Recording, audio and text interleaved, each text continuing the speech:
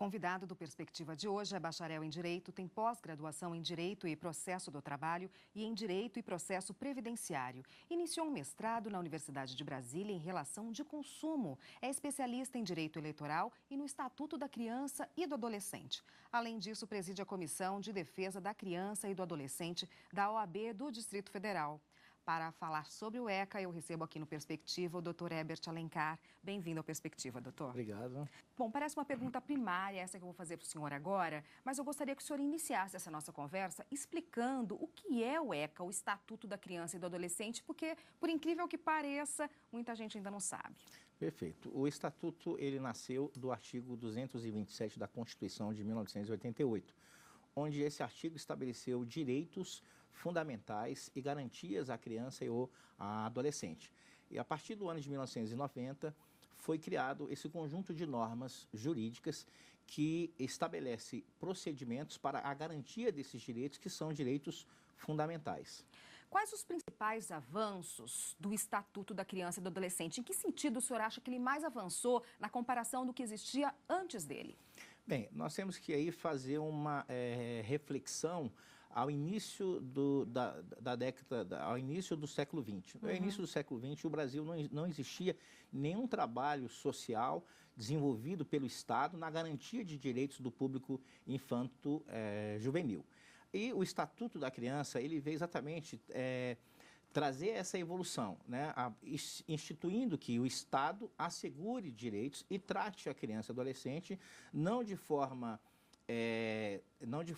a separar classes, né, mas tratando a criança e o adolescente no seu aspecto social, né, igualitária, né, trazendo aí garantias de direitos humanos, né, e também trazendo garantias, né, para que essa criança e adolescente possa ter acesso a esses direitos, né, como saúde, educação, né, como direito à inserção social, né, estabelecer o trabalho, né, com que idade a criança e adolescente pode ser submetida a trabalho, a garantia ao acesso à escola, a garantia à saúde desde o primeiro momento de vida, né? Então a criança e o adolescente, a partir do ECA, ele foi assegurado aí diversos direitos e o maior avanço, né, na realidade, é tratar a criança e o adolescente como sujeito de direito, e não mais naquela perspectiva do século XX, onde nós tínhamos aí apenas o Código de Menores, que tratava a criança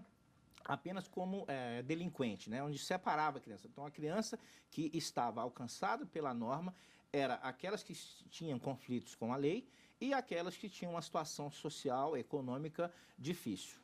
Que tipo de equipamento social foi criado com o ECA para proteger melhor a criança? Eu digo assim, no que diz respeito ao cuidado direto com a criança. Não existia antes e depois do Estatuto foi possível a criação. Sim, a partir do Código de Menores de 1927 foi criado aí a primeira vara da infância, que foi instituído pelo juiz Melo Matos, né? A partir daí, a partir do Estatuto, né, trouxe-se novas garantias, se estabeleceu toda uma rede de garantia desses direitos. Quais são essas redes? As redes de garantia são os conselhos tutelares, as varas da infância, né, em todos os aspectos da federação, seja Estado, município, né? Foi instituído também, regulado as instituições não governamentais que participam dessa garantia, assegurando que a sociedade participe também na garantia desses direitos, né? Instituindo também essa responsabilidade para que a família também participe de forma direta, né? Garantindo esse direito, né? E, além disso, também nós tivemos a figura do comissário de menores também, né, que fiscaliza a questão do acesso à criança a conteúdos de filmagem, livros, né, de acordo com a sua faixa etária, né? E também evitar-se publicações que possam infringir esses direitos, né? O direito à personalidade, o direito à integridade física, à integridade moral. O senhor falou aí do Conselho Tutelar. Hoje muita gente ouve falar de Conselho Tutelar depois do ECA. Como ele atua? E o Conselho Tutelar hoje em dia, no Brasil todo, funciona como deveria? Bem, nós não podemos dizer que o Conselho Tutelar funcione em todo o Brasil, mas nas grandes capitais e os municípios de maior porte, Com certeza, sim. E o Conselho Tutelar, na realidade, ele é o guardião do estatuto, né? Então, ele vem garantir que as instituições, que a sociedade como um todo, assegure esse direito, efetive esse direito. Então, ele fiscaliza, né? E aí conduz essa criança, adolescente, que está em uma situação de risco social, né? Conduz ele para que a sociedade, para que a justiça possa aí lhe assegurar todos esses direitos instituídos na Constituição Federal e também no Estatuto. A gente está falando aqui de criança e do adolescente, do Estatuto, mas a gente esquece às vezes de saber quais são essas idades estabelecidas pelo Estatuto. Quem é a criança, quem é o adolescente para o Estatuto? Perfeito. O Estatuto da Criança e Adolescente estabelece que a criança ela é aquela de 0 a 12 anos, né? E o adolescente de 12 anos completo, né, a 18 anos, né? Então, se trata, né, a criança, até os 12 anos de idade, ela não comete também nem ato infracional. O adolescente, sim, é que comete ato infracional e está aí submetido às normas estabelecidas pelo ECA. Em se tratando aí do ato infracional, do cumprimento de medida socioeducativa, também previsto pelo Estatuto da Criança e do Adolescente, no que esse cumprimento, qual a diferença, né, basicamente, desde que o Estatuto entrou em vigor, desse tipo de penalidade ou de medida socioeducativa para que a criança não volte, o menor não volte a se envolver no crime? Qual a diferença de hoje para antes do ECA? Bem, nós tivemos, desde do Código de Menores de 1927, nós tivemos a figura da FENABEM, que é a Fundação de Assistência ao Menor, né? A Fundação de Assistência, ela tratava o menor, que tinha essa figura do menor, esse termo, inclusive, utilizado, menor, tratava todos de forma punitiva, né? Então, independente desse adolescente estar envolvido em ato infracional ou estar em uma situação de abandono, entendeu, social, né? Estavam todos, todos eram colocados na mesma entendeu, condição, né?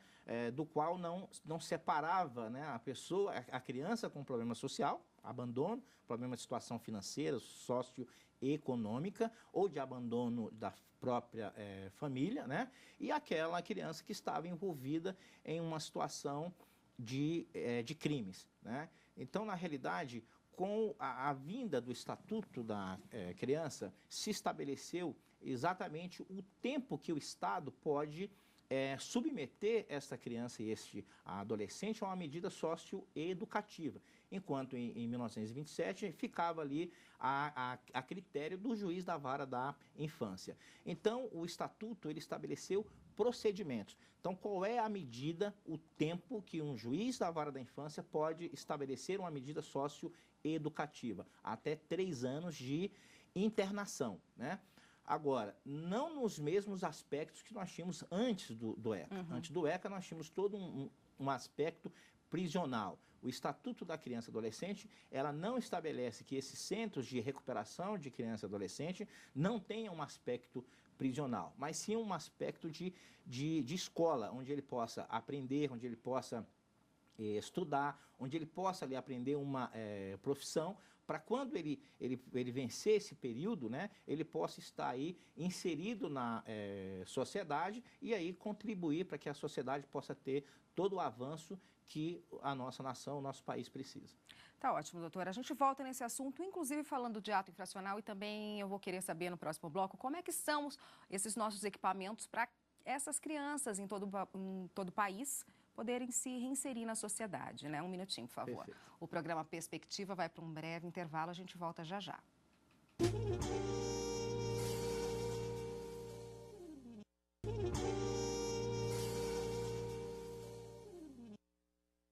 De volta com o programa Perspectiva e hoje eu converso com o presidente da Comissão de Defesa da Criança e do Adolescente da OAB do Distrito Federal, o advogado Herbert Alencar.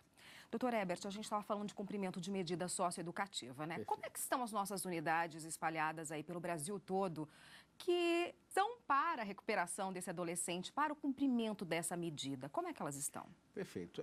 Elas realmente ainda não atendem aquilo que o Estatuto da Criança e do Adolescente exige e nem as normas previstas pelo CONANDA, né? Estão muito aquém daquilo que uma lei tão moderna e tão eficiente exige, né?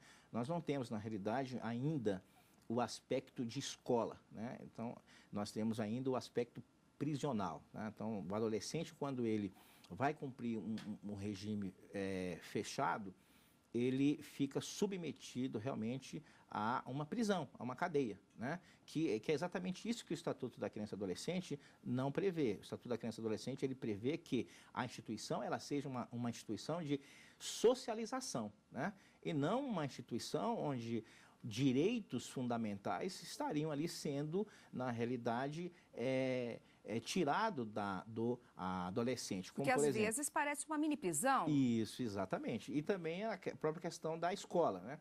Os pais, se deixarem de mandar os seus filhos para a escola, o Ministério Público, o Conselho Tutelar, vai buscar essa criança em casa e vai penalizar os pais porque impediu o acesso a um direito fundamental, né? E o Estado, muitas vezes, ele está fazendo a mesma posição. Ele está impedindo que esse adolescente ele tenha o acesso à educação, porque o próprio Estado não concede dentro desta instituição, né? E também nós não temos também em diversas instituições, inclusive no próprio DF, não temos a questão da seleção.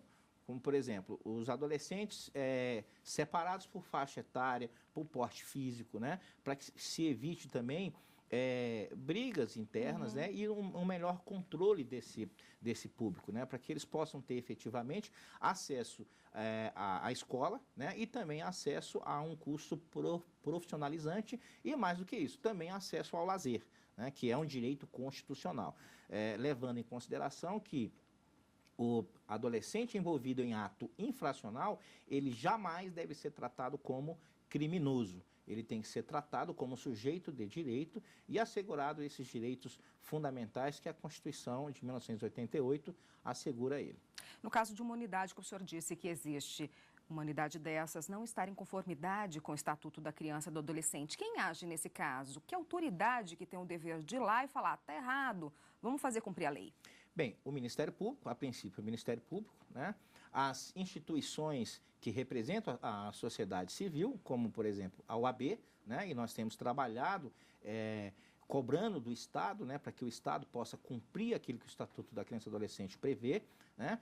E a sociedade como um todo, até mesmo porque a Constituição Federal diz que é um dever do Estado, da sociedade e das instituições assegurar esses direitos de forma integral, né? E prioritária, né? Então, o que nós temos que ver aí? O que a sociedade tem que observar? Que ela tem uma grande responsabilidade e uma grande parcela no êxito ou no fracasso desta proteção integral, né? Então, a sociedade, juntamente com o Ministério Público, né, e com as demais instituições que fiscalizam recursos destinados do governo federal para estados e municípios, para a garantia desses direitos, que eles sejam aplicados de forma eficaz, né? Os recursos não podem ser e não devem ser desviados para outros fins. Todo recurso trazido do governo federal a estados e municípios deve ser empregados com prioridade. Além disso, programas, né, que o próprio estado e município deve manter, né, em cada gestão, para que a criança e o adolescente possa ter aí todas as garantias, né, desses direitos assegurado e concedido a eles. Tem alguma punição, doutor? Porque me parece que é muito mais uma questão de cobrar a efetividade da lei do que punir quem teria que propiciar tudo isso, não é? Sim, existe a punição, está previsto no Estatuto da Criança e Adolescente para tanto a sociedade, aquele que por ação ou omissão restringir qualquer direito, né? Também ao agente público, que é também um papel do conselheiro tutelar, cobrar da autoridade, seja a autoridade governamental, municipal, estadual, da própria polícia, né, do delegado de proteção à defesa da criança, né, do Ministério Público, do juiz da vara da infância, né, da Ordem dos Advogados do Brasil. Por quê? Porque todos nós estamos envolvidos, a lei diz que todos nós temos que assegurar esse direito, né? E o Estatuto da Criança e Adolescente prevê a punição por omissão, né, na garantia desses direitos, né? O que não se tem, na realidade, ainda é um fortalecimento das instituições, né, e nem um fortalecimento dos conselhos tutelares no Brasil inteiro, para que eles possam, na realidade, tomar as medidas cabíveis, né? No caso das instituições como a Defensoria Pública, uma ação civil pública contra aquela autoridade que não cumpriu o estatuto, né, do Ministério Público, que não fiscalizou, né, a Polícia Civil, a Delegacia de Proteção à Criança, né, que tem a obrigação de também fazê-lo, né, porque o Ministério Público ele tem cadeira específica que trata, que protege os direitos da criança, né, então toda a máquina, tanto pública, administrativa ou judiciária, deve estar empenhada para atender e assegurar esse direito de forma prioritária, inclusive destinando de forma prioritária os seus recursos. As defensorias públicas pelo Brasil estão preparadas para agir no sentido de efetivar o ECA? Bem, as defensorias públicas, eu acredito que elas não estejam preparadas a nível de condição física para isso e nem pessoal. Por quê? Porque nós não temos, na realidade, um número de defensores públicos em todo o Brasil capaz de assegurar esse direito. Então, o Ministério da Justiça, juntamente com o CONANDA, deve, com certeza, buscar alternativas dentro dessa parceria público e privada, né, para a efetivação desses direitos, né, com benefícios para que tanto empresas, associações, entidades possam contribuir para a garantia desses direitos. Tá ótimo, doutora. A gente volta a falar do ECA no próximo bloco. Só peço um minutinho para a senhora. O programa Perspectiva vai para um rápido intervalo. A gente volta já já.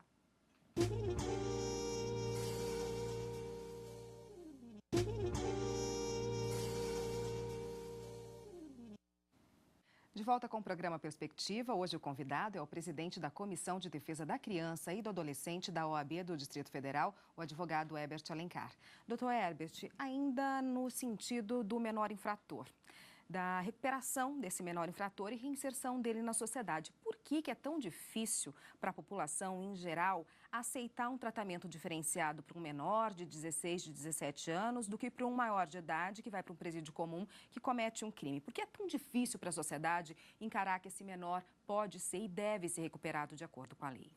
Bem, o próprio contexto histórico nos traz isso, né? No início do século XX, nós tivemos a questão do total abandono do público infanto-juvenil. A sociedade ela não se preocupava muito, né, com os direitos que essa criança e adolescente tinha, né, levando em consideração até que a própria instituição, a Igreja Católica, foi a primeira a desenvolver trabalhos sociais no intuito de proteger a criança, quando ela instituiu a questão da roda, né, onde a criança era deixada numa roda cilíndrica, né, e onde a pessoa que estava entregando aquela criança ao abandono não era sequer identificada.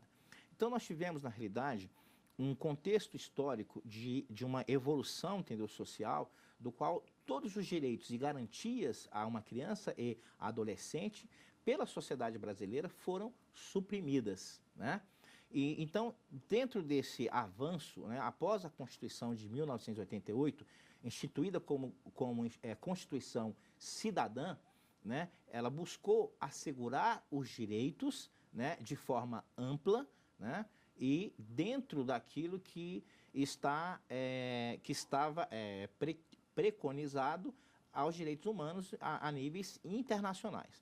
Então, mediante essa lógica social e esse contexto histórico, se percebeu que a criança e o adolescente, após diversos estudos, ela tem um período para que ela possa se constituir, né, de forma psicológica, de forma a garantir a sua personalidade, né, dentro dos moldes sadios, né? Então, dentro desse processo de evolução do próprio ser humano, que é um período curto, né, nós temos aí de 0 a 18 anos, que é um período curto, e aí você tem, após os 18 anos, muito mais tempo, né, de uma idade mais madura, consciente, né, capaz de entender que os seus atos, se eles estão de acordo com a sociedade que você vive ou com a base daquilo que você extraiu da sua família, escola, etc. Então, o Estatuto da Criança e Adolescente, ele instituiu que as medidas socioeducativas não podem ultrapassar o período de 3 anos. Então, isso traz uma falsa compreensão de quê? De impunidade. Por quê? Porque não traz esse contexto histórico de abandono, né? Quando você compara isso a outros agentes da própria sociedade que sofreram também com abandonos, entendeu, sociais, como os negros, os índios, né, e etc. Então, hoje nós temos normas também que asseguram determinados direitos, né, em vantagem àquele que outrora foi o opressor, né? Então, a garantia desses direitos, ela vem, na realidade, trazer uma total condição socioeconômica, psicopedagógica, capaz de formar este cidadão para que ele, no futuro, possa contribuir para a evolução da sociedade. Então, são esses os aspectos que a sociedade deve observar. E não olhar meramente, né, o adolescente, né, com o olhar da sua própria condição atual, mas sim de toda essa perspectiva histórica. Doutor, e como o ECA define o que é abuso sexual de criança e adolescente? Abuso sexual de criança e adolescente é qualquer ato que possa, na realidade, mexer com a sua estrutura entendeu, psicológica. Então, não precisa se consumar o ato libidinoso, né? Não precisa se consumá-lo, né? Precisa apenas ter a intenção e precisa se ter também o toque físico, né? Então, quer dizer, a conjunção carnal não precisa se ter, né? Então, o ECA estabelece isso.